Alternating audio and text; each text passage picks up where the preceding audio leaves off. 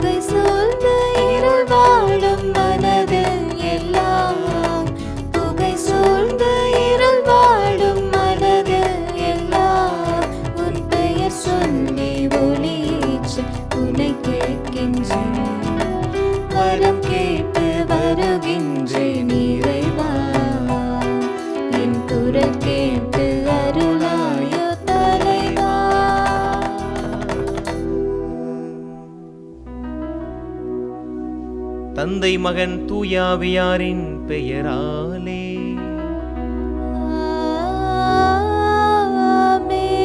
நம் ஆண்டவராகிய இயேசு கிறிஸ்துவின் அருளும் கடவுளின் அன்பும் தூயாவியாரின் நட்புறவும் உங்கள் அனைவரோடும் இருப்பதாக.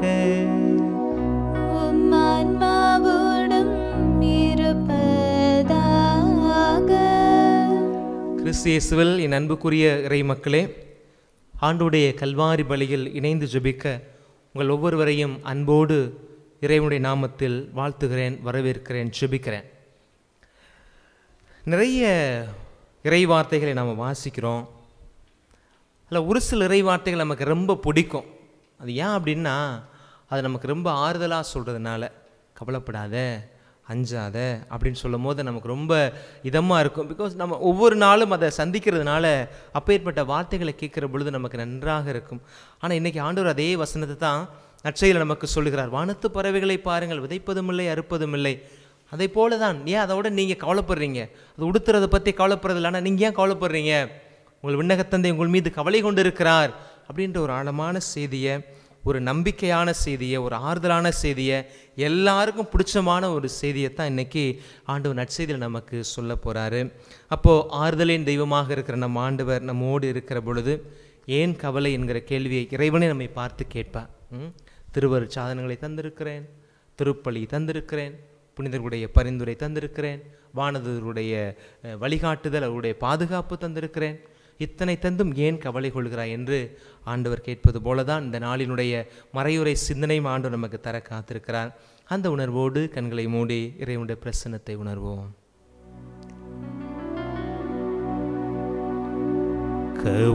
கவலைப்படாதே மகனே, கவலைப்படாதே, கவலைப்படாதே மகளே, கவலைப்படாதே, கவலைப்படாதே மகனே, கவலைப்படாதே, கவலைப்படாதே மகளே, கவலைப்படாதே. உனை என்றும் விசாரிக்கும் பரமபிதா உன்னருகே இருக்கிறார், கலங்காதே. உனை என்றும் விசாரிக்கும் பரமபிதா உன்னருகில் இருக்கிறார், கலங்காதே. உன்னை நேசிக்கும் தகப்பனவர் உன்னை உன்னை நேசிக்கும் தகப்பனவர் உன்னுடன் இருக்கிறார், கலங்காதே. கவலைப்படாதே மகனே, கவலைப்படாதே, கவலைப்படாதே மகளே, கவலைப்படாதே.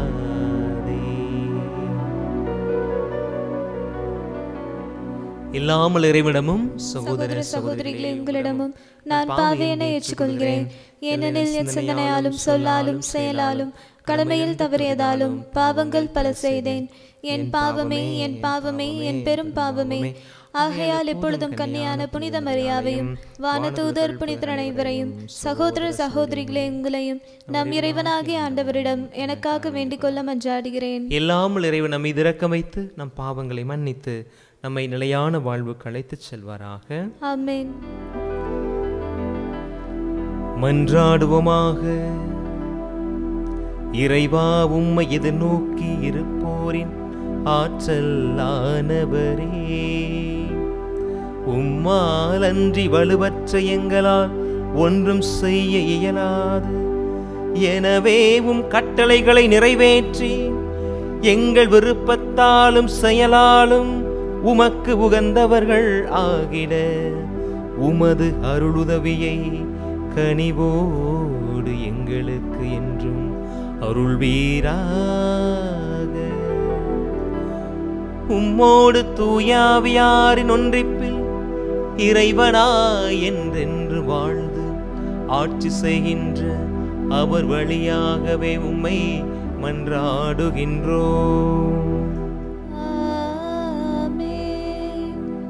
குறிப்பேடு 2ஆம் நூலிலிருந்து வாசகம். அதிகாரம் 24, இறை வார்த்தைகள் 17 முதல் 25 முடிய. யோயோதா இறந்த பின் அரசர் தம்மை பணிந்து நின்ற தலைவர்களின் சொற்களுக்கு இணங்கினார். அதனால் அவர்கள் தங்கள் முன்னோர்களின் கடவுளான ஆண்டவரின் இல்லத்தை புறக்கணித்து அசேரா கம்பங்களையும் சிலைகளையும் வழிபட்டனர். அவர்கள் செய்த இப்பாவத்தின் பொருட்டு யூதாவின் மேலும் எருசலேமின் மேலும் இறைவன் கடும் கோபம் கொண்டார். அவர்கள் தம்மிடம் மீண்டும் வருவதற்கு ஆண்டவர் அவர்களிடம் இறைவாக்கினர்களை அனுப்பினார். அவர்களும் மக்களை கண்டித்தனர். ஆனால் அவர்கள் செவி கொடுக்கவில்லை. அப்போது கடவுளின் ஆவி குரு யோயாதாவின் மகன் செக்கரியாவின் மேல் இறங்கியது. அவர் மக்கள் முன் நின்று அவர்களை நோக்கி, இதோ கடவுள் கூறுகிறார், ஆண்டவரின் கட்டளைகளை மீறுவது ஏன்? அதனால் நீங்கள் வாழ்வில் முன்னேற மாட்டீர்களே. ஆண்டவரை நீங்கள் புறக்கணித்ததால் அவரும் உங்களை புறக்கணித்துள்ளார் என்று கூறினார். அவர்கள் அவருக்கு எதிராக சதி செய்து அரசரின் ஆணைக்கேற்ப ஆண்டவரின் இல்லத்து மண்டபத்தில் அவரை கல்லால் எறிந்து கொன்றனர். அவர் தந்தை யோயோதா காட்டிய பேரன்பை மறந்து அரசர் யோவாசு செக்கரியாவை கொல்லச் செய்தார். அவர் இறக்கும்போது ஆண்டவர் இதை கண்டு பழி வாங்குவாராக என்றார். அடுத்த ஆண்டு சிரிய படையினர் அவருக்கு எதிராக வந்து யூதாவிலும் எருசலேமிலும் புகுந்து மக்களின் எல்லா தலைவர்களையும் கொன்று அழித்தனர். கொள்ளை பொருட்கள் அனைத்தையும் தமஸ்கு மன்னனிடம் அனுப்பி வைத்தனர். சிரியர் மிகச்சிறு படையுடன் தான் வந்தனர். இருப்பினும் தங்கள் முன்னோரின் கடவுளான ஆண்டவரை இஸ்ரேலர் புறக்கணித்ததால் ஆண்டவர் அவர்களது பெரும் படையை சிரியரின் கையில் ஒப்புவித்தார். அவர்கள் யோவாசை தண்டித்தனர். கடும் காயமுற்ற நிலையில் யோவாசை சிரியர் விட்டு சென்றனர். அவருடைய அலுவலர்களோ அவருக்கு எதிராக சதி செய்து குரு யோயாதாவின் மகனின் இரத்த பலியின் பொருட்டு அவரது படுக்கையிலேயே அவரை கொன்றனர். தாவீதின் நகரத்தில் அவர் சடலத்தை அடக்கம் செய்தனர். ஆனால் அரசர்களின் கல்லறைகளில் அவரை அடக்கம் செய்யவில்லை. ஆண்டவரின் அருள்வாக்கு. இறைவனுக்கு நன்றி. எனது பேரன்பு என்றும் நிலைக்கச் செய்வேன். எனது பேரன்பு என்றும் நிலைக்கச் செய்வேன். நான் தேர்ந்து கொண்டவனோடு உடன்படிக்கை செய்து கொண்டேன். என் ஊழியன் தாவீதுக்கு ஆணையிட்டு நான் கூறியது, உன் வழிமரபை என்றென்றும் நிலைக்க செய்வேன். உன் அரியணையை தலைமுறை தலைமுறையாக நிலைத்திருக்கச் செய்வேன். எனது பேரன்பு என்றும் நிலைக்கச் செய்வேன். அவன் மீது கொண்ட பேரன்பு என்றும் நிலைக்குமாறு செய்வேன். அவனோடு நான் செய்து கொண்ட உடன்படிக்கையையும் எப்போதும் நிலைத்திருக்கும். அவனது வழிமரபை என்றென்றும் நிலை நிறுத்துவேன். அவனது அரியணையை வான்வெளி உள்ளவரை நிலைக்க செய்வேன். எனது பேரன்பு என்றும் நிலைக்கச் செய்வேன்.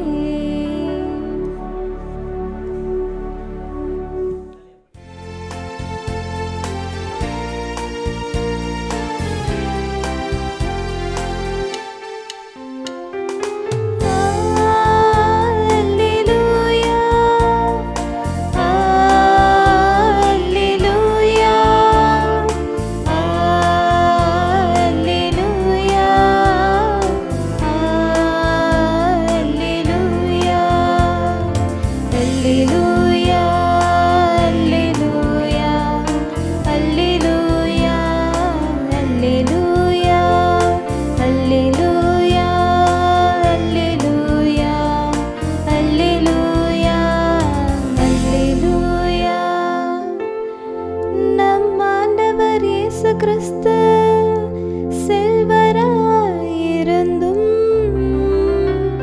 அவருடைய ஏழ்மையினால் நீங்கள் செல்வராகுமாறு உங்களுக்காக ஏழையானார். அல்லேலூயா, அல்லேலூயா, அல்லேலூயா, அல்லேலூயா, அல்லேலூயா. ஆண்டவர் உங்களோடு இருப்பாராக.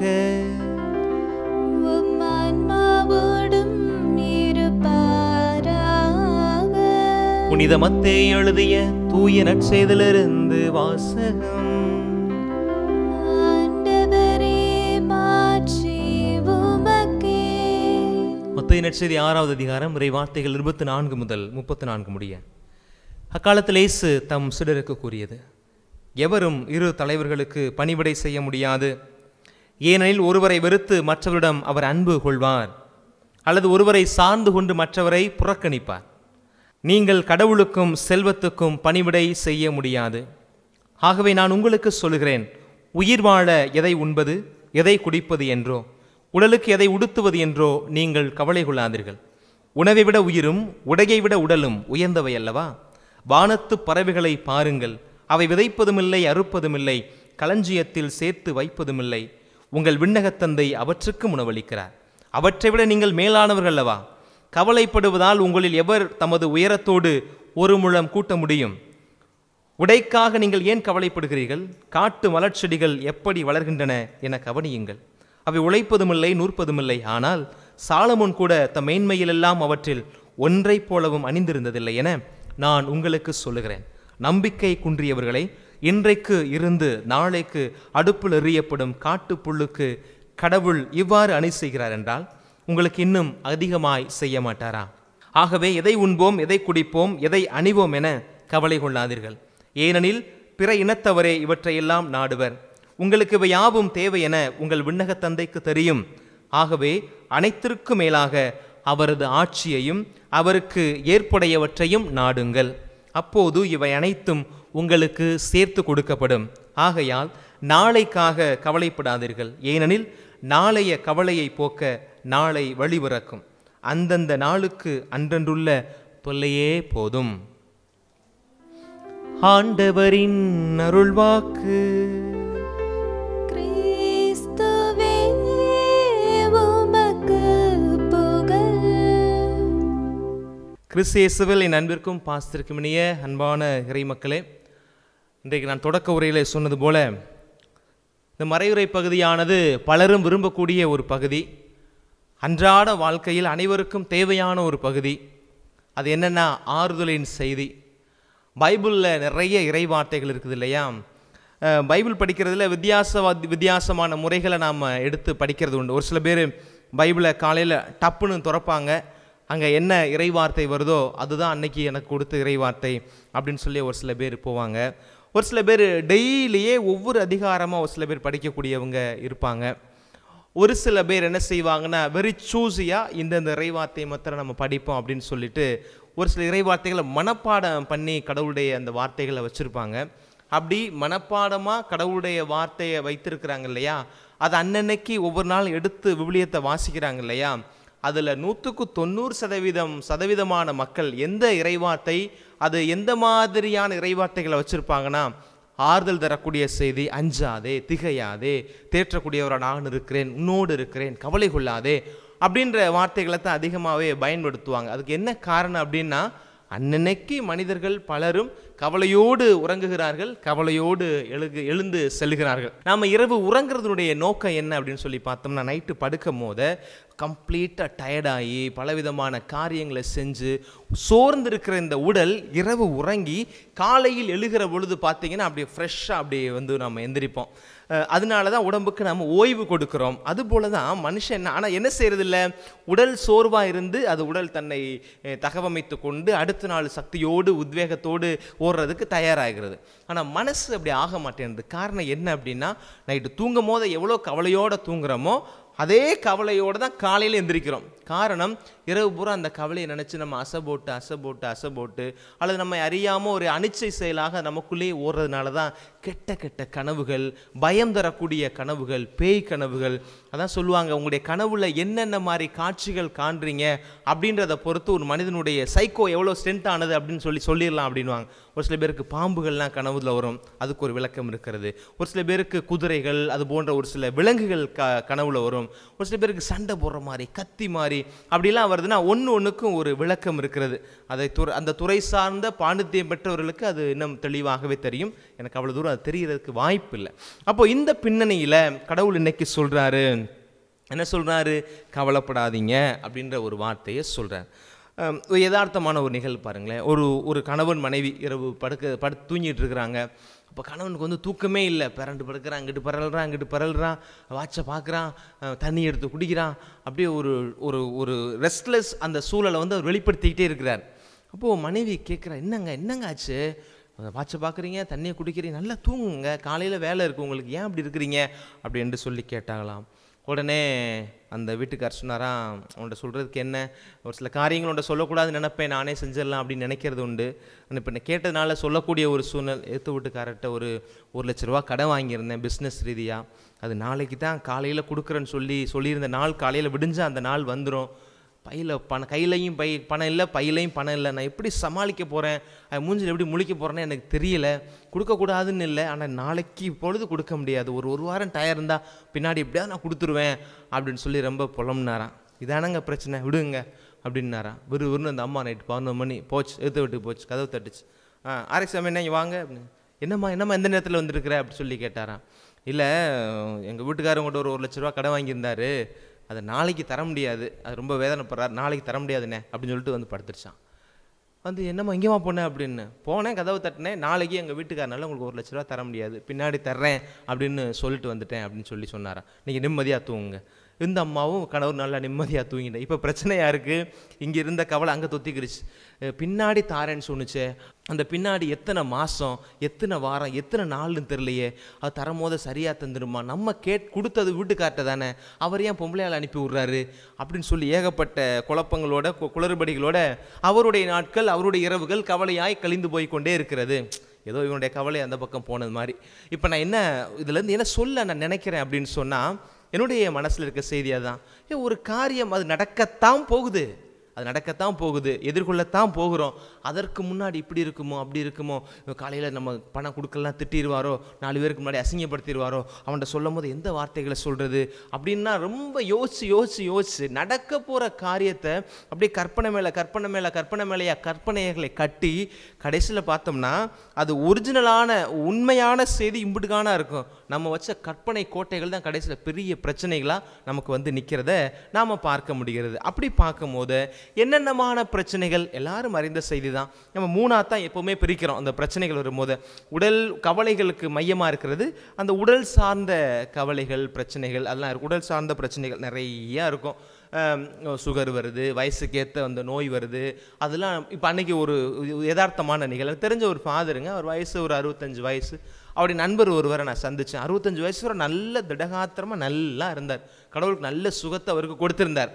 அப்போ ரொம்ப சோர்வாக காணப்பட்டார். அப்போ அவருடைய நண்பர் ஒரு ஃபாதர்கிட்ட கேட்டேன், ஃபாதர் என்னாச்சு, ஏன் ஃபாதர் ஒரு மாதிரி இருக்கிறாங்க அப்படின்னு சொல்லி கேட்டேன். அப்போ சொன்னார், சுகர் வந்துடுச்சு, ப்ரெஷரும் சேர்ந்து வந்துடுச்சு தம்பி, அதனால் சாமி ரொம்ப வருத்தப்படுறாரு அப்படின்னு சொன்னார். பரவாயில்ல, இதில் என்ன இருக்குது, 65 வயசாகிடுச்சு, 65 வயசுக்கு மேலே இன்றைக்கி காலகட்டத்துக்கு சுகர் அப்படின்றதுலாம் அன்றைக்கி சின்ன வயசுலேயே வரும்போது இது பெரிய செய்தி இல்லையே ஃபாதர் அப்படின்னு.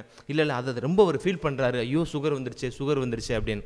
பிரச்சனை இதாங்க வந்துருச்சு, என்ன செய்ய போகிறோம், அடுத்த கட்டத்துக்கு நம்ம எப்படி போகிறது, நம்மளை எப்படி உடல் ரீதியாக உணவு ரீதியாக எப்படி நம்ம கண்ட்ரோல் பண்ணி சரியான நிலைக்கு வரணும் அப்படின்னு யோசிக்காமல், எனக்கு சுகர் வந்துருச்சு, எனக்கு ப்ரெஷர் வந்துருச்சு, அவ்வளோதான், எனக்கு கை போயிடும், எனக்கு கால் அழுகி போயிடும், இப்படி நம்ம நெகட்டிவாக எடுக்க ஆரம்பிச்சுன்னு வச்சுக்கோங்களேன். நான் எப்போ மயக்கப்பட்டு விழுவேன்னு தெரியாது, இனிமேல் என்னால் கார் ஓட்ட முடியாது, என்னால் இனிமேல் ரொம்ப நேரம் நின்று பேச முடியாது, எனக்கு கண்ணை கட்டிக்கிட்டு வரும், உடம்பு மெலிஞ்சிருவோனோ, முடி கொட்டி போயிருமோ, இப்படி நாம் நினச்சிக்கிட்டே இருந்தோம்னு வச்சுக்கோங்களேன். வரக்கூடாதுன்னு இருந்தால் கூட வந்துருங்க. அந்த ஃபாதருடைய நிலைமையை நினச்சிப்போ நான் ரொம்ப பெத்தட்டிக்காக இருந்துச்சு. நான் அவருக்காக வேண்டிக்கிட்டேன், ஆண்டவர் அவருக்கு நல்ல மனதிடத்தை கொடுங்க, யதார்த்தத்தை ஏற்றுக்கொள்ளக்கூடிய மனசை கொடுங்க. உடல் ரீதியாக பிரச்சனை வரும் போது நம்ம அப்படி மாறிடும். உடல் ரீதியான பிரச்சனைகள் நம்ம கவலைக்குள்ளாக்குகிறது. பொருளாதார நெருக்கடி, இப்போ ஒரு சின்ன ஈவெண்ட் சொன்னேன் இல்லையா, காசு கொடுக்கணும், அதை எப்படிலாம் கற்பனை பண்ணி பார்த்து அதை பிரச்சனையை வந்து கவலையாக மாற்றுறாரு பாருங்க. அப்போ 3ஆவது என்ன கவலைகள், உளவியல் ரீதியாக ஒரு சில கவலைகள் ஒரு சில பேருக்கு வரும், மன போராட்டங்கள். இந்த 3க்குள்ளே தான் மக்களே பல நேரங்களில் நமக்கு வந்து கவலைகள் வரும். ஒரு சில பேருக்கு ஆன்மீக கவலைகளும் இன்னைக்கு வந்துருச்சு. கடவுளுக்கு என்னை பிடிக்குமா, கடவுள் என்னை பார்க்குறாரா, கடவுள் என்னை தாங்குறாரா, அவருடைய கடைக்கன் பார்வை மீது இருக்குதா, அவருடைய ஆசீர்வாதம் எனக்கு கிடைக்குமா அப்படின்னு சொல்லிட்டு நம்ம அதை ஒரு கவலையாக கொண்டு வந்து மாற்றி வச்சுக்கிட்டு இருக்கிறோம். இப்போது என்னுடைய பார்வையில் இதுதான் படுகிறது. பிரச்சனை தவிர்க்க முடியாத காரியம், கவலை தவிர்க்கப்பட வேண்டிய காரியம். பிரச்சனை இல்லாமல் வாழ்க்கையில் மனுஷன் வாழ முடியாதுங்க. அப்படி தான் இருக்குது. உடல் ரீதியல் பிரச்சனை வருது, மனசு ரீதியாக பிரச்சனை வருது, உளவியல் ரீதியாக பிரச்சனை வருது. ஆனால் இந்த பிரச்சனை அப்படின்றது யதார்த்தம். கவலைன்றது நாம் கட்டமைக்கிற கனவு கோட்டை. இது தேவையில்லாத ஒரு ஸ்ட்ரக்சரை நாம் அதில் உருவாக்குறது. நான் சொல்ல ஆண்டோடைய வார்த்தையை சொல்லுது பாருங்களேன். திருப்பாடல் 55 2வது வசனம் சொல்லுகிறது, என் கவலைகள் என் மன அமைதியை குலைத்து விட்டன. திருப்பாடல் 55 2 சொல்லப்படுகிறது, என் கவலைகள் என் மன அமைதியை குலைத்து விட்டன. ஆனால் உண்மையிலே பைபிள் எழுதினவர் ஞானம் உள்ளவர் தானேங்க. கடவுளுடைய ஆவியின் தூண்டுதலோடு தாவீது ராஜா அந்த பாடலை எழுதியிருக்கிறாரு, திருப்பாடல் அப்படின்னு நாம் விசுவசிக்கிறோம் இல்லையா. அப்போ எப்படி எழுதியிருக்கணும், என் பிரச்சனை என் மன அமைதியை குலைத்து விட்டு அப்படி எழுதியிருக்காரு. ஆனால் கரெக்டாக தெளிவாகவே சொல்லப்பட்டிருக்கிறது, என்னுடைய கவலைகள் என் மன அமைதியை குலைத்து விட்டன. கவலைக்கும் பிரச்சனைக்கும் நேரடியாக தொடர்பு இல்லை. ஆனால் நாம் இந்த 2 வார்த்தையை எப்படி மிக்ஸ் பண்ணி பயன்படுத்துகிறோமோ, இப்போ நானே ஒரு சில நேரங்களில் அது 2 சேர்த்து பயன்படுத்தினேன். கவலையவும் பிரச்சனையும் நாம் எப்படி மிக்ஸ் பண்ணி பயன்படுத்துகிறோமோ, அதே போல் பிரச்சனை வந்துட்டாவே கவலை வந்துருச்சு அப்படின்னு நாம் நினைக்கிறோம். கவலையும் பிரச்சனையும் நமக்கு என்ன செய்யலை, பிரித்து பார்க்க தெரியவே இல்லை. 2 விதமாக இருக்குது பாருங்கள். ஒருத்தனுக்கு பிரச்சனை வருதுன்னு வச்சுக்கோங்களேன், ஒரு பிரச்சனை, எனக்கு ஒரு நிதி நெருக்கடி வருகிறது, உடல் சுகவீனம் வருகிறது, ஓகே ரியாலிட்டி ஏற்றுக்குவோம். பண பிரச்சனை வந்துச்சு, ஓகே இன்னைக்கு நான் இல்லாமல் இருக்குது, நாளைக்கு கடவுள் என்னை உயர்த்துவார், இல்லாத என்னை உள்ளவனா மாற்றுவார், அதுக்கு நான் உழைக்கிறக்கு ஆண்டவர் நல்ல சுகத்தை தரணும். அதை பற்றி தான் நம்ம கடவுள்கிட்ட கேட்கணுமே ஒழிய, அப்படி கேட்க பழகிட்டோம்னா பிரச்சனையாகவே இருக்கும். பிரச்சனையாகவே இருக்கேன். தொடக்கத்தில் சொன்னேன் இல்லையா, கொடுக்க வேண்டிய காசு காலையில் தான் வரப்போகுது, அதுக்கு என்ன சொல்லணும் மனதளவில் தயாராகாமல் நாம் ஒரு பதில் சொன்னால் இப்படி கேட்டுருவானோ, நம்ம இப்படி சொன்னால் அவர் அப்படி கேட்டுருவாரோ அப்படின்னு நினச்சி நம்ம அதை கவலையாக உருவெடுக்க செய்கிறோம். அப்போது இதுதான் இன்றைக்கி ஆண்டவர் நமக்கு சொல்லுவோம், எந்த பிரச்சனை வந்தாலும் அதை சட்டை செய்யணும் அவசியமே இல்லைங்க. அதை எப்படி டேக்கிள் பண்ணணும், எப்படி சந்திக்கணும் அப்படின்றது நமக்கு தெரிந்திருந்தது என்று சொன்னால் வாழ்க்கையில் மகிழ்ச்சியான தருணங்கள் நமக்கு நிறைய கிடைக்கும். அப்போது இந்த மனநிலையோட பிரச்சனையின்பால் நாம் கொண்டிருக்கும் மனப்பக்குவத்திற்கு ஏற்ப, அதை அணுகுவதற்கு ஏற்ப ஒரு பிரச்சனையுடைய தன்மை மாறும். நீங்கள் யோசிச்சு பார்த்துக்கோங்க, எதெல்லாம் உங்கள் வாழ்க்கையில் பிரச்சனை. ஒரு சில பிரச்சனைகள் கவலையாக மாறும். இறப்பு, அது என்ன செய்கிறது, ஒரு குடும்பத்தில் ஒரு இறப்பு வந்துடுச்சு, அந்த இறப்பு ஈடு செய்ய முடியாத இறப்பாக இருக்குதுன்னா அது நமக்குள்ள ஒரு கவலைகளை ஏற்படுத்தும். ஆனால் அதில் நின்றக்கூடாது, அந்த கவலையிலிருந்து நம்ம கடந்து வர்றதுக்கு முயற்சி பண்ணணும். அதனால தான் மக்களே சரியான மனப்பக்குவத்தோட ஆண்டவர் அணுகணும் அப்படின்றத இன்னைக்கு சொல்கிறார். என்ன சொல்கிறாரு பாருங்களே, நிறைய சொல்லியிருக்கிறாரு, எல்லாத்தையும் நாம் சொல்ல முடியாது. முதல்ல கவலையோடு இருக்கிற மனிதன், என்னுடைய பார்வையில், உங்களுக்கு அந்த விசுவாசம் எப்படின்னு தெரியல, கவலையோடு இருக்கிற மனிதன் கடவுளின் மகனாக இருக்க முடியாது. கவலையோடு இருக்கக்கூடிய மனிதன் கடவுளின் மகனாக இருக்க முடியாது. அதைத்தான் ஆண்டவர் இன்னைக்கு சொல்கிறார், எவரும் இரு தலைவர்களுக்கு பணிவிடை செய்ய முடியாது.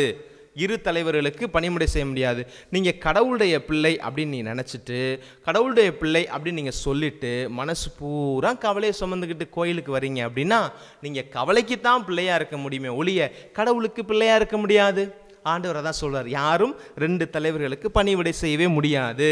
பிரச்சனையோடு இருக்கிறியா, கடவுளுடைய பிள்ளையாக இருக்க முடியும். கவலையோடு இருக்கிறீங்களா, கடவுளுடைய பிள்ளையா நம்ம இருக்க முடியாது. ஆனால் இந்த ஜூன் மாதம் நம்ம நிறைய பிரச்சனைகளை சந்திக்கக்கூடிய ஒரு மாதம். குறிப்பாக இந்த மாதத்தில் நம்ம நிறைய பொருளாதார நெருக்கடிகளை சந்திப்போம். 2வது, பிள்ளைங்களுக்கு படிக்கிறதுக்கு நல்ல இடம் கிடைக்கிறதுக்கு அங்கங்கே சிபாரிசுக்கெல்லாம் போய் அலையக்கூடிய ஒரு சூழல். இப்போ கல்வி திட்டங்கள்லாம் கொஞ்சம் மாறிக்கிட்டு இருக்குது. இப்போ கல்வி ஆண்டினுடைய தொடக்க நாட்கள் கொஞ்சம் முன்ன பின்ன மாறி வந்திருக்குது. இதெல்லாம் யாருடைய பிரச்சனை? கொரோனா வந்தனால ஏற்பட்ட பிரச்சனைகள், அரசாங்கத்தில் சின்ன சின்ன குளறுபடிகள் இருக்குது, அதனால் வரக்கூடிய பிரச்சனைகள். இதையெல்லாம் நம்ம கவலையாக மாற்றிடக்கூடாது. You should not convert into worry. அதான் ரொம்ப முக்கியமான ஒரு காரியம். இங்கே இருக்கிற தூக்கி நம்ம எங்கே என்ன செய்யக்கூடாது, கவலையாக மாற்றிடக்கூடாது. அதுக்கு ஆண்டவர் நிறைய சொல்கிறார். என்ன சொல்கிறாரு, நம்ம பல நேரங்களில் கோயிலில் போய் கடவுள்கிட்ட புலம்பி அழுது, ஆண்டவரே எனக்கு இது இல்லை, ஆண்டவரே எனக்கு இது நடக்க மாட்டேன்னு ஆண்டவரே அப்படின்னு சொல்கிறதுனால தான் ஆண்டவர் இன்னைக்கு இந்த வார்த்தைகள்லாம் சொல்கிறாரு. நான் உங்களுக்கு சொல்லுகிறேன், உயிர் வாழ எதை உண்பது, எதை குடிப்பது, உடலுக்கு எதை உடுத்துவது என்று நீங்கள் கவலைப்பட வேண்டாம் சொல்கிறார். என்னத்தை சாப்பிட்றது, எங்கே தங்குறது, இதை பற்றிலாம் நீங்கள் பெருசாக கவலைப்படாதீங்க அப்படின்னு சொல்கிறார். ஏங்க, கஷ்டப்பட்டு கடன்பட்டு அல்லது லோன் போட்டு அல்லது சேர்த்து வச்சுருந்த காசை வச்சு நாம் இருக்கிறதுக்கு ஒரு அழகான வீடை கட்டி உள்ளே போகிறோம் இல்லையா, அந்த உள்ளே இருக்கிற அந்த வீட்டில் எத்தனை பேர் உண்மையிலேயே நிம்மதியாக தூங்குகிறோம்? நிறைய பேருக்கு நிம்மதியாக தூங்க முடியலைங்க. இந்த வீட்டை கட்டியாச்சு, இந்த லோனை கட்டிடலாமா, லோன் வாங்கி தான் வீடு கட்டுறோம் இல்லையா, அந்த லோனை கட்டுறதுக்கான திராணி இருக்குன்னு தெரிஞ்சு தானே நம்ம வீட்டை கட்டுறோம். அப்படி இருந்தாலும் கூட இந்த லோனை கட்டிக்கிட்டு இருக்கும் போதே வேற ஒரு பிரச்சனை வந்துருமோ, இது எப்படி கட்டின காசு நான் கட்டிடுவேனா அப்படின்னு நம்ம தேவையில்லாத கற்பனை கோட்டை கட்டுறோம். பார்த்தீங்களா, நாமெல்லாம் கடவுளுடைய பிள்ளையா இருக்கிறதுக்கு லாயக்கே இல்லைங்க. ஆனால் இந்த பக்கம் நான் ஒன்று சொல்கிறேன் பாருங்களேன், நீங்கள் கல்யாணத்துக்கெல்லாம் ஃப்ளெக்ஸ் அடிப்பீங்க இல்லையா, நீங்கள் இதில் இப்படி கூட இப்படி ரெண்டையும் ஒப்பிட்டு பாருங்களேன். நீங்கள் பல லட்சங்கள் கோடி கணக்கில் போட்டு நீங்கள் கல்யாணம் நடத்துவீங்க, கடனை வாங்கி 100 பவுன் நகைனா இன்றைக்கி சாதாரணமாக போடுறாங்க. இன்றைக்கி செட்டிநாடு சாப்பாடெலாம் லட்சக்கணக்கில் செலவு பண்ணி போடுறாங்க. முந்தின நாள் நைட்டு சாப்பாடு, காலை சாப்பாடு, மதிய சாப்பாடு, நைட்டு சாப்பாடு போட்டு எல்லாரையும் பத்திரமா அனுப்பி வைக்கிறவர் அவ்வளோ செலவு பண்ணி செய்வாங்க இல்லையா. அப்போ அந்த கல்யாணத்துக்கு ஏகப்பட்ட ஃப்ளெக்ஸ் அடிப்பாங்க, ஃப்ளெக்ஸ்லாம் பயங்கரமாக அடிப்பாங்க. இவ்வளோ செலவு பண்ணி கல்யாணம் பண்ணி வைக்கிற அப்பாவோ, கல்யாணம் பண்ணிட்டு போகிற பொண்ணு மாப்பிள்ளையோ அவ்வளோ பெரிய வீட்டில் போய் நிம்மதியாக தூங்குறாங்களோ இல்லையோ, அவன் கல்யாணத்துக்கு அடித்து போட்டு கிழிச்சு போகிற ஃப்ளெக்ஸை கொண்டு போய் வச்சு ஒரு வீடு மாதிரி கட்டி அந்த ஃப்ளெக்ஸுக்குள்ளே தூங்குறான் பார்த்தீங்களா, குடும்பம் நடத்துகிறான் பார்த்தீங்களா, நிம்மதியாக நடக்கிறான். அவனுக்கு வீடு இல்லைன்றது பிரச்சனை, அவனுக்கு வீடு இல்லை அப்படின்றது பிரச்சனை. நமக்கு வாங்கின கடனை கட்டிடலாமா, இன்னும் ஒருபடி போனால் அப்பேற்பட்ட ஒரு கல்யாணம் நடத்துகிறவன் நைட்டு தூங்குற போது நாம் எழுதின முயத்தான் எழுதியிருக்கானா அல்லது அதோட குறைச்சி எழுதியிருக்கானா அப்படின்னு நம்ம நினச்சி பார்த்து கவலைப்படுறோம் பார்த்தீங்களா. இதுதாங்க அவனுக்கு நமக்கு இருக்கிற வித்தியாசம். இல்லாதவன் பிரச்சனையோடு இருக்கிற பொழுது இறைவன் அவனை மகிழ்ச்சியாக வைத்திருக்கிறார். இருக்கிற நாம் கவலைப்படுகிற பொழுது இருக்கிற சந்தோஷத்தையும் ஆண்டவர் நம்மை பார்த்து கேள்வி கேட்கக்கூடிய நிலைமைக்கு நம்மளை கொண்டு வந்து வச்சிடறார். அதான் சொல்றார், எதை உண்பது, எதை குடிப்பது, எதை உடுத்துவது என்று கவலை கொள்ளாதீர்கள். உணவை விட உணவை விட உயிர் முக்கியம், அது அந்த உடையை விட உடல் உயர்ந்தவை அல்லவா அப்படின்னு ஆண்டவர் சொல்லிட்டு நமக்கு சொல்கிறார். கிளிப்பிள்ளைக்கு சொல்கிற மாதிரி சொல்கிறார். நம்ம சொல்லுவோம் இல்லையா, இந்த பக்கத்து வீட்டு பையில பாரு, அந்த அடுத்த வீட்டு பையில பாரு, அவள் வீட்டில் பாரு அப்படி சொல்கிறோம் இல்லையா, அதே போல் ஆண்டவர் சொல்கிறார், வானத்து பறவைகளை பாருங்கள், வானத்து பறவை நோக்குங்கள், அவை விதைப்பதும் இல்லை, அறுப்பதும் இல்லை, களஞ்சியத்தில் சேர்த்து வைப்பதும் இல்லை, உங்கள் விண்ணகத்தந்தை அவற்றுக்கு உணவளிக்கிறார், அவற்றை விட நீங்கள் மேலானவர்கள் அல்லவா. கவலைப்படுவதால் உங்களில் எவர் தமது உயரத்தோடு ஒரு முலம் கூட்ட முடியும். இந்த இறை வார்த்தைக்கெல்லாம் மக்களை உண்மையிலே பிரசங்கம் வைக்கக்கூடாது. இது ஆல்ரெடி பிரசங்கம் தான். இது ஏசாண்டவர் சொல்கிறது இப்போ யோவான் நற்செய்தியிலேருந்து நம்ம வாசிக்கிறோம்னு வச்சுக்கோங்களேன். நானும் தந்தையும் ஒன்றே, என்னை காணுகிறவர் தந்தையை காணுகிறார் அப்படின்னு சொல்லிட்டு நிறைய வசனங்கள்லாம் வரும். அதுக்கு நமக்கு விளக்கங்கள் தேவைப்படும். பட் இந்த மத்தேயு நற்செய்திலாம் பார்த்தீங்கன்னா பிளெண்டாக ஜீசஸ் சொல்லுவார். இது ஏழைகளுக்கான, எளிய மக்களுக்கான ஒரு நற்செய்தி அப்படின்றதுனால அப்படி தெளிவாக சொல்கிறாரு, நீங்கள் வானத்து பறவைகளை விட மேலானவர்கள் அல்லவா. அப்போ அப்படிங்க கவலைப்படுறதுனால யார் உங்களில் ஒரு முறை உயரத்தை கூட்ட முடியும், குறைக்க முடியும். ஒரு சில பேருக்கு அந்த சின்ன வயசுலேயே முடி நரைக்கும் பார்த்துருக்குறீங்களா? எனக்கெல்லாம் நரைக்கலை, ஆண்டவர் பெரிய கிருபை செஞ்சுருக்காரு நமக்கு. ஒரு குறிப்பிட்ட வயசுக்கு மேலே நரைக்கும். நானே என்னுடைய வயது ஒத்த நண்பர்கள்லாம் பார்க்குறேன், அவங்களுக்கு முடி நரைக்கும். பார்த்துக்கோ, 4 முடி 5 முடி அங்கே தெரிஞ்ச உடனே ஐயோ நரைச்சிருச்சேன்னு சொல்லிட்டு முடி வெட்டிட்டு வந்தோடனே நல்லா பளிச்சுன்னு தெரியும் இல்லையா, என்ன தைக்கும் போது ஐயோ நரைச்சிருச்சு நினைப்பான் பாருங்க. இந்த தடவை முடி வெட்டும் போது 8 முடியாக இருக்குது, அடுத்த தடவை 80 முடியாக மாறிடும். இது நமக்கே தெரியாது பார்த்துக்கோங்க. முடி நரைச்சது பிரச்சனை, 8 முடி வந்தது பிரச்சனை, 80 முடியாக மாற்றது கவலை. இவ்வளோ தான். ரொம்ப ப்ராக்டிக்கலாக சொல்ல போனோம்னா 8 முடி நரைக்கிறது பிரச்சனை. ஏதோ உடம்புல ஒரு சின்ன என்ன சொல்கிறது, ஒரு சில குறைபாடுகள்னால முடி நரைக்குதுன்னு வச்சுக்கோங்களேன். 8 முடி நரைச்சி போச்சு, எனக்கு 8 முடி நரைச்சி போச்சுன்னு இருக்கிறவன்லாம் சொல்லி கண்ணாடியை பார்க்குற நேரம் கவலைப்பட்டு அந்த 8 80 மாத்திரம் தியா அவங்களுக்கு தான் ஆண்டவர் சொல்கிறாரு, நீ கவலைப்படுறதுனால உன் உயரத்தில் ஒரு மூலம் கூட்ட முடியுமா, குறைக்க முடியுமா? ஒன்றுமே செய்ய முடியாது. அது நேரத்தில் ஆண்டவர் சொல்கிறார் பாருங்க, உடைக்காக நீங்கள் ஏன் கவலைப்படுகிறீர்கள்? ஏன் நீங்கள் ட்ரெஸ்ஸுக்காக கவலைப்படுறீங்க? அடுத்து இப்போயாவது பறவைகளை பற்றி சொன்னார், இப்போ அடுத்து இன்னும் ஒருபடி கீழே போயிட்டார். காட்டு செடிகள் எப்படி வளர்கின்றன என்று கவனியுங்கள், அவை உழைப்பதும் இல்லை, நூற்பதும் இல்லை, ஆனால் சாலமோன் கூட தன் மேன்மையில் எல்லாம் அவற்றில் ஒன்றை போலவும் அணிந்திருந்ததில்லை. ஆண்டவர் ரொம்ப தெளிவாக சொல்கிறார். இப்போ நீங்கள் பாருங்களேன், இப்போ ஒரு செடி இருக்குது, ஒரு பூ பார்க்குறீங்க. இந்த உங்கள் ஆல்டரில் பாருங்கள் எத்தனை மலர்கள் இருக்கிறது இல்லையா? இந்த மலர்லாம் பார்க்கும்போது அதில் லீலி மலர் போல் ஒரு பூ இருக்குது, வெள்ளை கலராக ஒரு பூ இருக்குது, அது வெண்மை நிறத்தில் இருக்குது. அது என்றைக்குமே கவலைப்பட்டதில்லை. நாம் என்னைக்கிறா ரோஸாக மாறுறது, அது யோசிக்காது. என்னுடைய இருத்தல், என்னுடைய படைப்பின் நோக்கம், இறைவன் எனக்கு கொடுத்த அந்த நிலையில் இருக்கிறதுல நான் சந்தோஷமாக இருப்பேன். அந்த வெண்மை நிறத்தில் அது இருக்குது. இலை பச்சையாக இருக்குது, ஏன் நான் பச்சைன்னு இருக்கிறேன், நானும் வெள்ளவெள்ளேன்னு ஆகலான்னு இலைகளாம் யோசிக்கிறது இல்லையா? ஆண்டவர் அழகாக அணி செய்து வைத்திருக்கிறார். அந்த அழகை நாம் பார்த்து ரசிக்கிறோம். கடவுள் ஒரு மல்லிகைப்பூவை வெள்ளையாக படைச்சது, ரோஸ் கலராக படைச்சது, ரோஸ் கலர் கரெக்டாக தெரியல, அதெல்லாம் பார்த்து நம்ம சந்தோஷப்படுறோம். துளுக்கு மல்லிப்பூ மஞ்சள் கலராக இருக்குது, அதை பார்த்து நம்ம ரசிக்கிறோம், ஏன்னா அது கடவுளுடைய படைப்பு அப்படின்னு சொல்கிறோம். ஆனால் நாம் மாத்திரம் இருக்கிற நிலையிலேருந்து வேறு நிலைக்கு போகலாம் அப்படின்னு நினைக்கிறோம். பார்த்தீங்களா? பிரச்சனையும் கவலையும் அந்த இடத்துல தாங்க ஆரம்பிக்குது. அப்போ அதான் ஆண்டவர் சொல்கிறாரு, நீங்கள் தாவரங்கள்லாம் பார்க்குறீங்க இல்லையா, செடி கொடிகள்லாம் பார்க்குறேன் இல்லையா, அதுக்கெல்லாம் என்ன அழகான உடையை நான் கொடுத்துருக்குறேன். அது போட்டிருக்க உடை யாருக்கு கூட கிடைக்கல. நீங்கள்லாம் யாரை மிகப்பெரிய ஞானி, மிகப்பெரிய ஒரு அரசை நினச்சிக்கிட்டு இருக்கிற நீங்கள் விரும்பிய அந்த எருசலேம் ஆலயத்தை கட்டிய அந்த சாலமோனுக்கு கூட கிடைக்கலங்க, அது கிடச்சிச்சு. அதே போல் நான் உங்களை சும்மா விட்டுருவேனா அப்படின்னு சொல்கிறார். அதான் ஆண்டவர் சொல்கிறார், நானும் உங்களுக்கு சொல்லுகிறேன், நம்பிக்கை குன்றியவர்களை இன்றைக்கு இருந்து நாளைக்கு அடுப்பில் எரியப்படும் காட்டு புல்லுக்கு கடவுள் இவ்வளவு அணி செய்கிறார் என்றால் உங்களுக்கு இன்னும் எவ்வளவு அதிகமாக செய்வார் அப்படின்னு ஆண்டவர் சொல்கிறார். மீண்டுமாக சொல்கிறாரு, எதை உண்போம், எதை குடிப்போம், எதை அணிவோம் என்று கவலை கொள்ளாதீர்கள். நிறைய இடங்களில் இந்த நம்பிக்கைக்குரிய வார்த்தைகளை நம்ம பார்க்குறேன் இல்லையா? நான் ஒரு சில வார்த்தைகள் நான் சொல்கிறேன், இதை கேட்டதுக்கப்புறம் உங்களோட மனநிலையை நீங்கள் யோசிச்சு பாருங்கள்.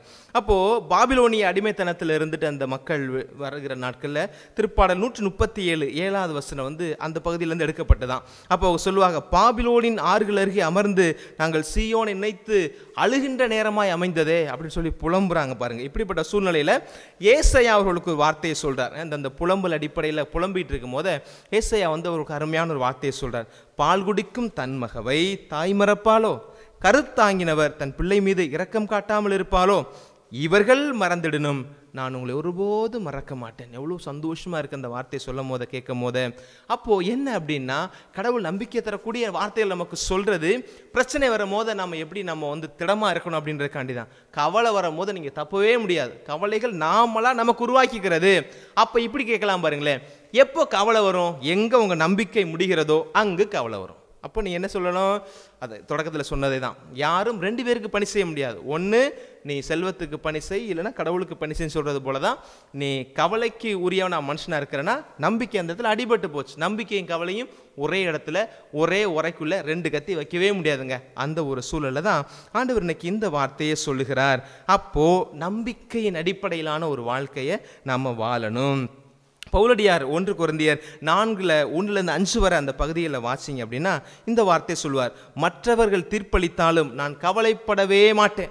இன்றைக்கி ஒரு சில கவலைகளுக்கான காரணங்கள் சொல்கிறேன் பாருங்களேன். அடுத்தவங்க நம்மளை பற்றி இது சொன்னாங்க அது சொன்னாங்க சொல்லி நம்ம கவலைப்படுறோம் இல்லையா? இன்றைக்கி பவுலடியாரை எத்தனையோ காரியங்களுக்கு நம்ம கோட் பண்ணிக்கிறோம்ல. ஆனால் அந்த பவுலடியார் சொல்கிறார், என்னை குறித்து எவன் எந்த தீர்ப்பளித்தாலும் நான் கவலைப்பட மாட்டேன். Because I know who I ஆம். எனக்கு தெரியும், என்னை படைத்த ஆண்டவருக்கு தெரியும் நான் யார் அப்படின்றத வெளிப்படுத்தினார். இணைச்சாட்ட நூல் 31வது அதிகாரத்தில் 6வது வசனம் பாருங்களேன். வலிமை பெறு, அஞ்சாதே, அவர்கள் முன் நடுங்காதே, ஏனெனில் உன் கடவுளாகிய ஆண்டவர் உனக்கு முன் செல்பவர். அவர் உன்னை விட்டு விலக மாட்டார், உன்னை ஒருபோதும் கைவிட மாட்டார். ஏசாயா புத்தகம் 46:4வது வசனம். நரை வயது வரைக்கும் நான் உங்களை சுமப்பேன் ஆண்டு சொல்றார். நரைக்கிற வயசு வர வரைக்கும் நான் உன்னை சுமப்பேன், உன்னை உருவாக்கிய நானே உங்களை தாங்குவேன் அப்படின்னு சொல்லியிருக்கார். நரைக்கிற வயசு வர உனக்கு பிரச்சனை இருக்கத்தான் செய்யும். உன்னை உருவாக்கிய ஆண்டவர் உனக்கு பிரச்சனை வரும்போதெல்லாம் தாங்கிக்கிட்டே தான் இருப்பார். ஆனால் நரைக்கிற வர கவலையாக இருக்கிறோம் அப்படின்னா அது நம்முடைய கணக்கில் வரும், கடவுளுடைய கணக்கில் வராது. திருப்பாடல் 46:1 இந்த வசனம் ரொம்ப அருமையான வசனம் பாருங்களேன். கடவுள் நமக்கு அடைக்கலமும் ஆற்றலுமாய் உள்ளார், இடுக்கணுற்ற வேளைகளில் நமக்கு உற்ற துணையும் அவரே. அப்போ நீங்கள் யோசிச்சு பார்த்துக்கோங்களேன். இன்றைக்கி இதைத்தான் நான் ரொம்ப ஆழமாக நானும் யோசித்தேன். எனக்குள்ளே பல நேரங்களில் நானும் இந்த பிரச்சனை அப்படின்ற நிலையிலேருந்து கவலைக்கு ஒரு சில காரியங்களை நான் ட்ரான்ஸ்ஃபர் பண்ணிக்கிட்டே இருக்கிறேன். எப்படி இன்றைக்கி கூகுளில் நம்ம பணத்தை ட்ரான்ஸ்ஃபர் பண்ணுற மாதிரி நம்ம இந்த பிரச்சனையிலேருந்து நிறைய காரியங்கள் ட்ரான்ஸ்ஃபர் பண்ணி கவலையில் கொண்டு போய் நம்ம சேர்த்து வைக்கிறோம். இது இன்றைக்கி சரியான ஒரு அணுகுமுறை இல்லை அப்படின்றத ஆண்டவர் இன்றைக்கி அழுத்தம் திருத்தமாக சொல்கிறாரு. ஒரு சின்ன நிகழ்வு நான் படித்தேன், அதை உங்களோட கூட நான் பகிர்ந்து கொள்ளலான்னு நினைக்கிறேன். ஒருத்தன் இப்படி தான் கடவுள்கிட்ட போய் ரொம்ப நேரம் வேண்டிக்கிட்டே இருந்தானா. அவள் வேண்டிட்டு அவனை ஒரு முடிவு எடுத்தான். சரி என்ன செய்யலாம் அப்படின்னு யோசிச்சுட்டு கடவுளாக கொடுத்த வெளிப்பாடு நினச்சிட்டு அவனை கோயிலை விட்டு வெளில வரான். அப்போ ஒரு அனௌன்ஸ்மெண்ட் கொடுக்குறாங்க, பாருங்கள் எனக்கு நிறையா கவலை இருக்குது, எனக்காக கவலைப்படுறவங்களுக்கு ஒரு மாதம் 5000 ரூபா சம்பளம் தரேன் அப்படின்னு சொன்னானா. எனக்கு பிரச்சனை, எனக்கு பதிலாக யாராவது ஒருத்தர் கவலைப்படணும், அப்படி கவலைப்படுறவங்களுக்கு நான் 5000 சம்பளம் தரேன் அப்படின்னு சொன்னார். உடனே ஒருத்தர் ஐயா நான் வேலைக்கு வரேன் அப்படின்னா. என்ன வேலைக்கு அப்படின்னு, நீங்கள் வாட்டில் இருங்க, உங்களுக்காண்டி உங்கள் கவலைக்கு நான் கவலைப்படுறேன் அப்படின்னு சொன்னாங்க. சரி சந்தோஷம், எவ்வளோ சம்பளம் தருவீங்க அப்படின்னு. 5000 சம்பளம் தருவேன் அப்படின்னு சொன்னாரா. இல்லை நீங்களே ஏற்கனவே கஷ்டப்பட்டுக்கிட்டு இருக்கிறீங்க, என்னை வேலைக்கு வேறு சேர்த்துட்டிய, கவலைப்படுறதுக்கு மாதம் 5000 ரூபா சம்பளம் தர்றீங்க, எப்படி நீங்கள் சம்பளம் தருவீங்க அப்படி சொல்லி கேட்டாராம். உனக்கு எப்படி சம்பளம் தர்றதுனால என்னுடைய கவலை, இதுக்கு முதல்ல கவலைப்பட ஆரம்பி அப்படின்னு அவர் சொன்னாராம். யதார்த்தத்தில் காமெடியாக ஒரு நமக்கு நகைச்சுவை எடுத்துக்கிட்டாலும் கூட யாரும் யாருக்காகவும் நினைச்ச முடியாது, கவலைப்படவே முடியாது. அடுத்தவங்களுக்காக நம்ம ப்ரேயர் பண்ணிக்கலாம். நாம் இன்றைக்கி இவங்களெல்லாம் இந்த பிரச்சனையை கவலையாக மாற்றுறவங்களுக்காக நம்ம ஸ்பெஷலி ப்ரே ஃபார் தம். இன்றைக்கி அவங்களுக்காக தான் இன்றைக்கி நம்ம ஜெபிக்க போகிறோம். நமக்காக ஜெபிக்க வேண்டாம். பிரச்சனையை கவலையாக மாற்றி இன்றைக்கி கத்தோலிக்க திருச்சபையை கண்ணீரின் திருச்சபையாக மாற்றக்கூடிய அவங்க தான். அப்போ அவங்களுக்கு கடவுள் நல்ல ஒரு ஆவியின் வெளிப்பாடை கொடுக்கணும். அந்த இடத்துல நீங்களும் நானும் இருக்கிறோம் அப்படின்னா நமக்காக நாம் இன்றைக்கி ஜெபிப்போம். ஆண்டவன் ஒவ்வொருவரையும் ஆசீர்வதிப்பார். ஆமென்.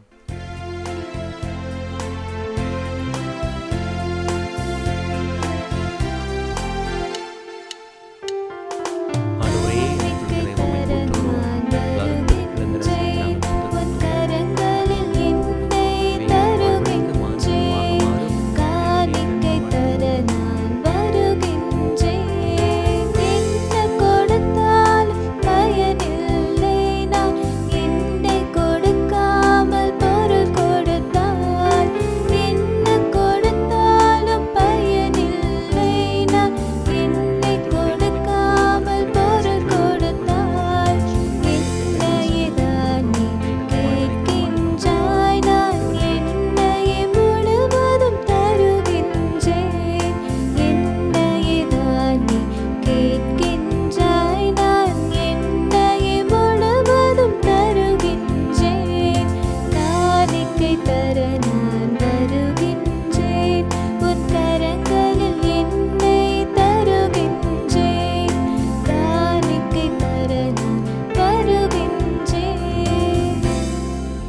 என் அன்பு சகோதரமே, நாம் எல்லோருமாக இணைந்து ஒப்பு கொடுக்கும் இந்த வழி எல்லாமல் இறைவனுக்கு ஏற்றது ஆகும்படி ஜெபியுங்கள்.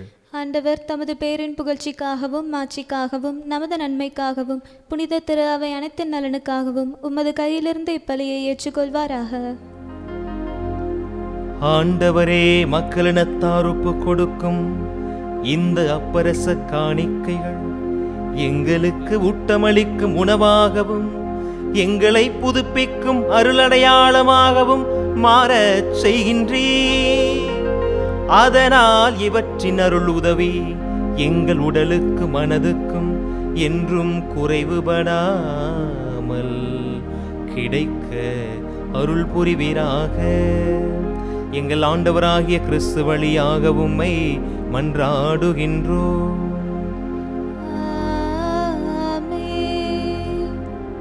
ஆண்டவர் உங்களோடு இருப்பாராக. உம் ஆன்மாவோடும் இருப்பாராக. இதை எங்களை மேலே எழுப்புங்கள். ஆண்டவரிடம் எழுப்பியுள்ளோம். நம் இறைவனாகிய ஆண்டவருக்கு நன்றி கூறுவோம். அது தகுதியும் நீதியுமானதே.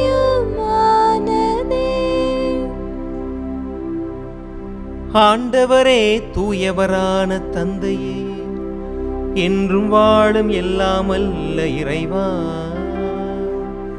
எங்கள் ஆண்டவராகிய கிறிஸ்து வழியாக எந்நாளும் எவ்விடத்திலும் நாங்கள் உமக்கு நன்றி செலுத்துவது மெய்யாகவே தகுதியும் நீதியும் ஆகும். எங்கள் கடமையும் மீட்புக்கு உரிய செயலுமாகும். ஏனெனில் கிறிஸ்து பிறந்து முன்னைய பாவ நிலையிலிருந்து மனிதரை புதுப்பித்தார். பாடுபட்டு எங்கள் பாவங்களை அழித்தார். இறந்தோரிடமிருந்து உயிர்த்தெழுந்து நிலை வாழ்வுக்கு வழிவகுத்தார். தந்தையே, அவர் உம்மிடம் விண்ணேறி வந்து விண்ணகத்தின் கதவுகளை திறந்து வைத்தார். ஆகவே வானதூதர் புனிதர் அனைவரோடும் சேர்ந்து நாங்களும் உமது புகழை பெருமையை முடிவின்றி பாடுவதாவது.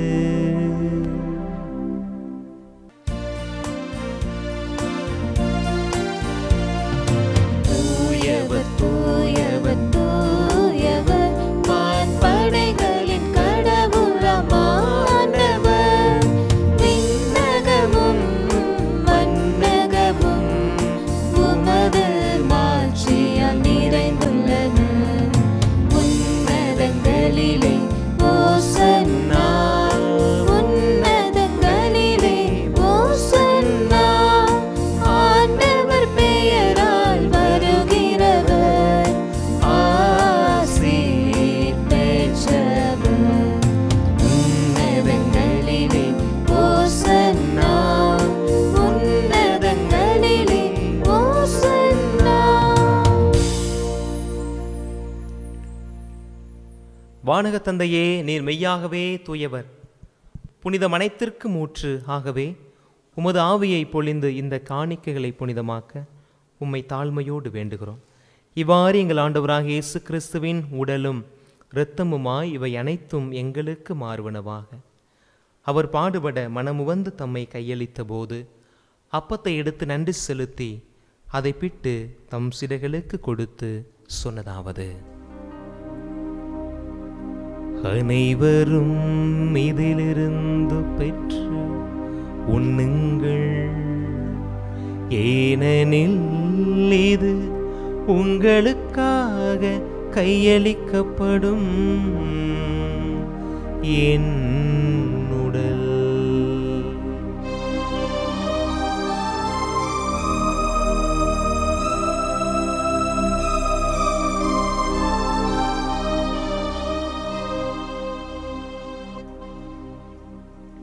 அவன் நம்மை இரவு விருந்தை அருந்திய பின் ரசம் நிறைந்த கிண்ணத்தை தம் கரமேந்தி தம் சிறைகளுக்கு தந்து நம் ஆண்டவர் இயேசு கிறிஸ்து கூறியதாவது: அனைவரும் இதிலிருந்து பெற்று பருகுங்கள், ஏனெனில் இது புதிய நிலையான உடன்படிக்கைக்குரிய என் இரத்தத்தின் கிண்ணம். இது பாவ மன்னிப்புக்கென்று உங்களுக்காகவும் எல்லோருக்காகவும் சிந்தப்படும். இதை என் நினைவாக செய்யுங்கள்.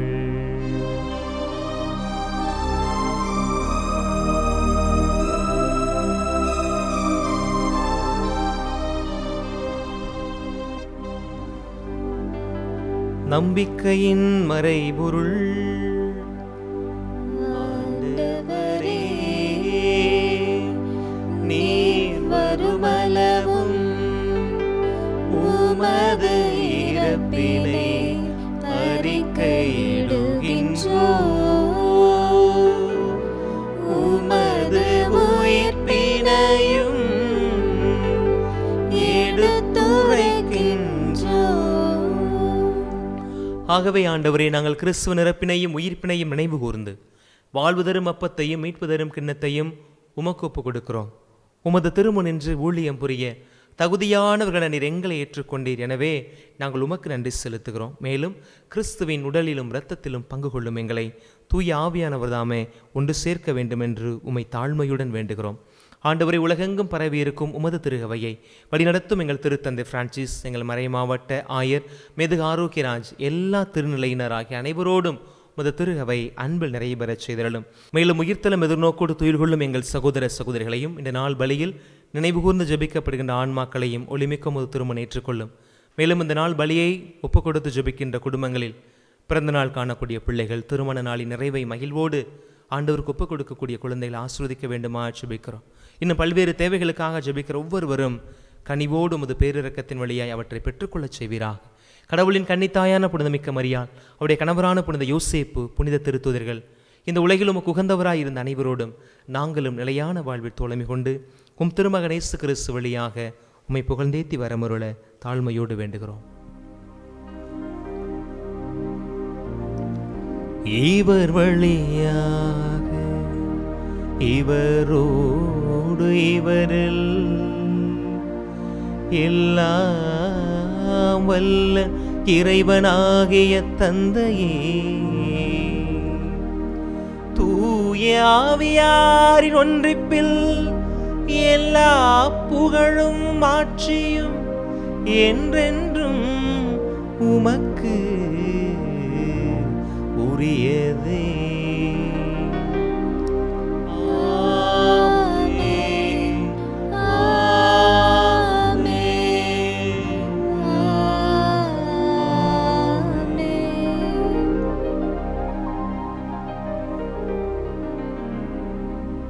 மீட்பரின் கட்டளையால் கற்பிக்கப்பட்டு இறைவடிப்பினையால் பயிற்சி பெற்ற நாம் இணைந்து பாடுவோம்.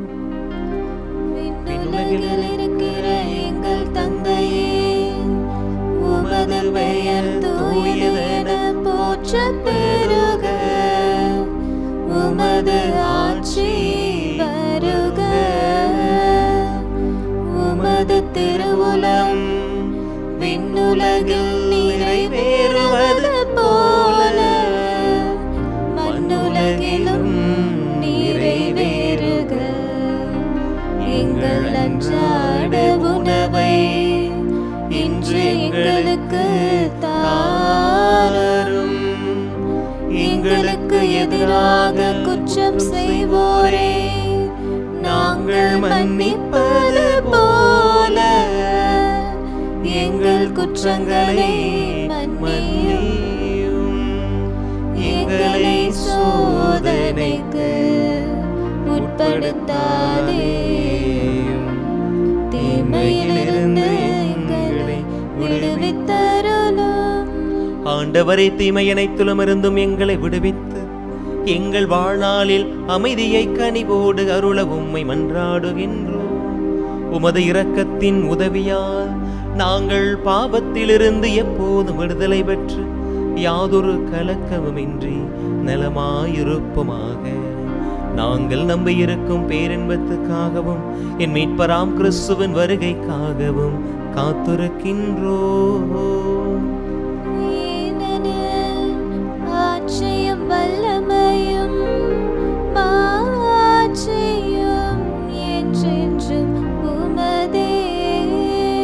ஆண்டவராகிய இயேசு கிறிஸ்துவே, அமைதியை உங்களுக்கு விட்டுச் சொல்கிறேன், என் அமைதியை உங்களுக்கு தருகிறேன் என்று உம் திருத்துதர்களுக்கு சொன்னீரேன்.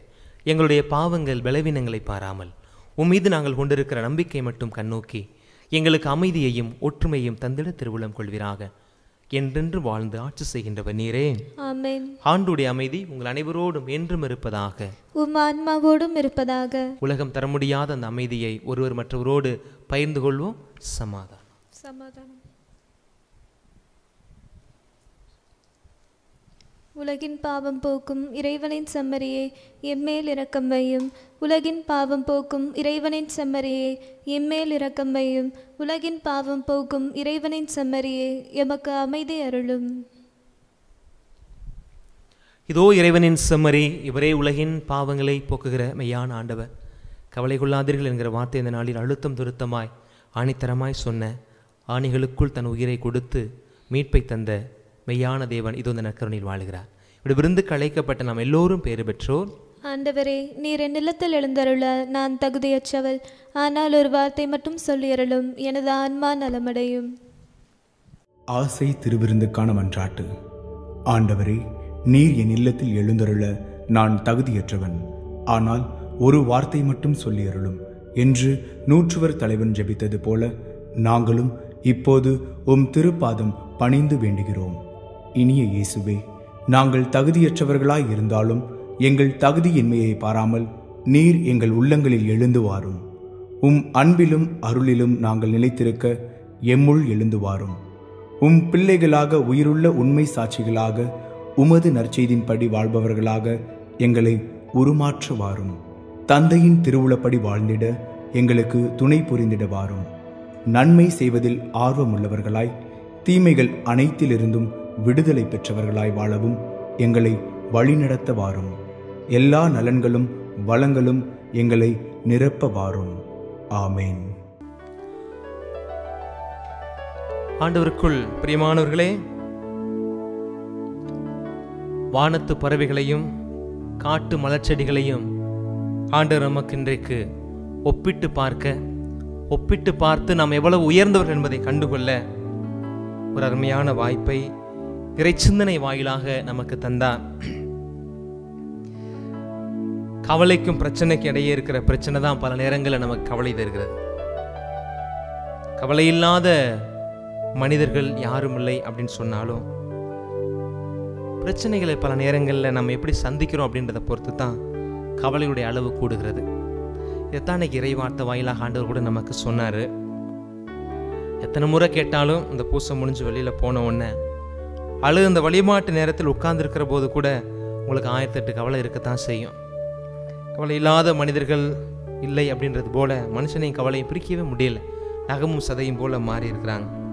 இருந்தாலும் கூட நம்ம திருப்பலியில் பங்கெடுக்கிற பொழுது, நற்கருணை உட்கொள்ளுகிற பொழுது நமக்கு ஆண்டவர் அந்த பலத்தை தருகிறார் அப்படின்ற ஒரு உணர்வோட, ஒரு குழந்தையை, அழுகிற குழந்தையை தாய் தேற்றுறது போல கவலைகளும் கண்ணீரும் நம்மை சூழுகிற பொழுது ஆண்டவர் நம்மை தேற்றுவார் என்கிற நம்பிக்கையோடு இந்த பாடலை பாடுவோம்.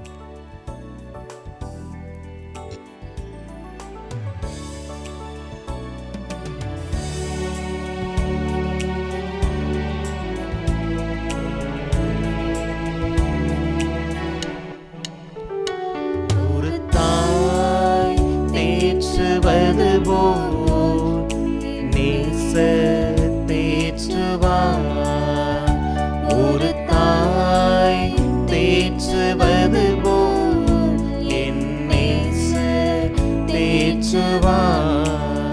அல்லேலூயா, அல்லேலூயா, அல்லேலூயா, அல்லேலூயா, அல்லேலூயா, அல்லேலூயா, அல்லேலூயா, அல்லேலூயா.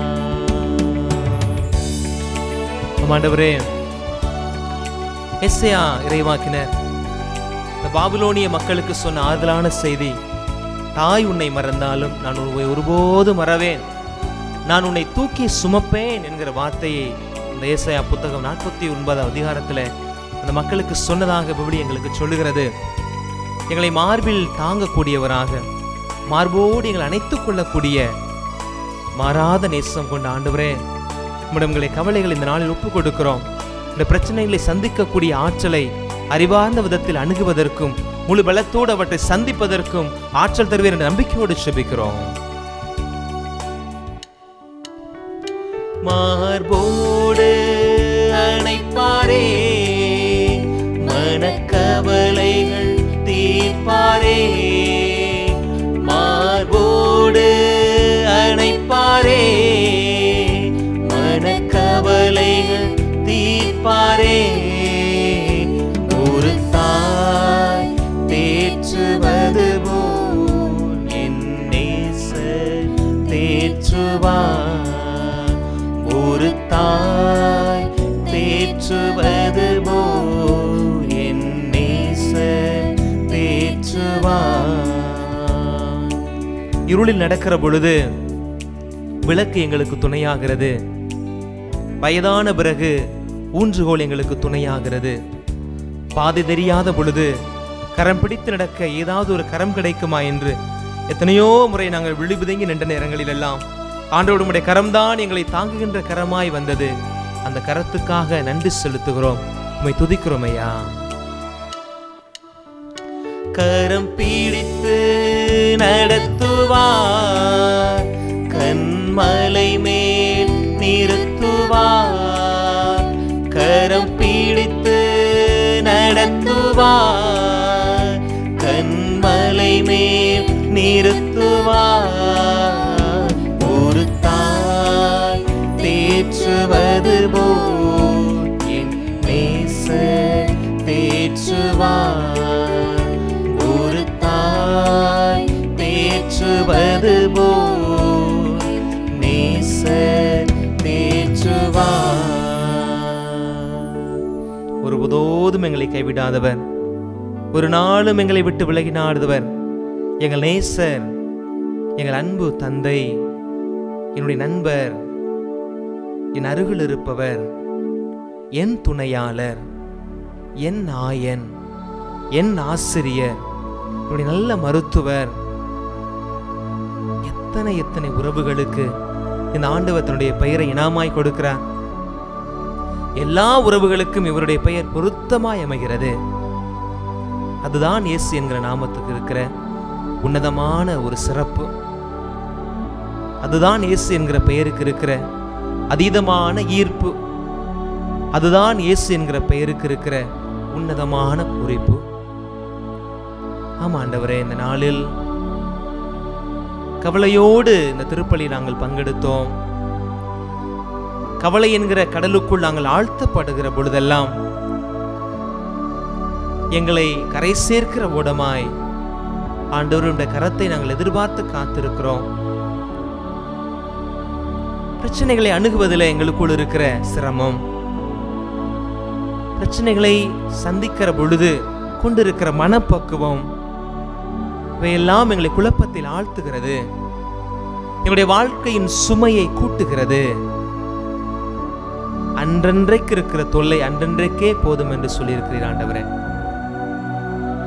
காலம் கடந்த பிரச்சனைகளை, கவலைகளை நாங்கள் கட்டுக்கட்டாய் தூக்கி கொண்டு அலைவதனால் எங்களுடைய பயணம் களைப்பாகிறது.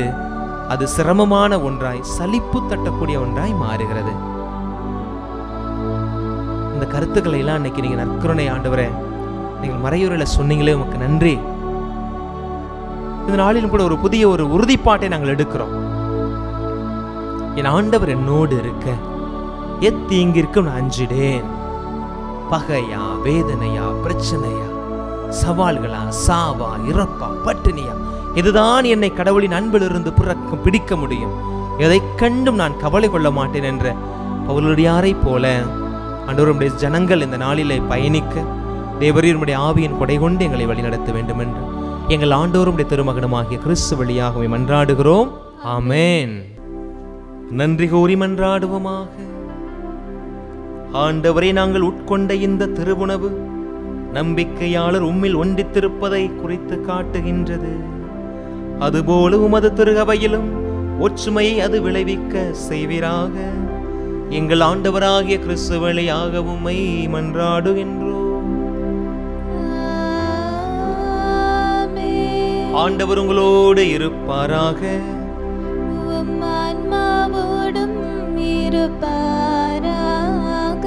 எல்லாம் உள்ள இறைவன் தந்தை மகன் தூயாவியானவர் நம் அனைவரையும் ஆசீர்வதிப்பாராக.